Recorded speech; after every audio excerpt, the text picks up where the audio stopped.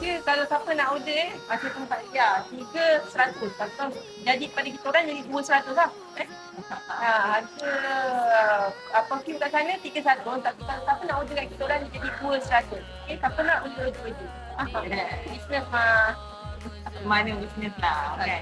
Alhamdulillah.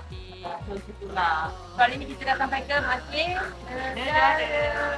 So masjid sangatlah tak dinamakan, sangat sejuk. Walaupun kat tempat parking sudah rasa terbakar. Betul lah. Dia beza lah. Beza. Jadi masa tadi tu sebab dia punya crowded dia kan. Masa tadi dia lupa dia ruang dia. Resa-resa. Cuma perjalanan dia jauh lah. Dia perjalanan dia kita kena orang yang tak mampu nak berjalan jauh. Madinah Raya. Madinah Malaysia.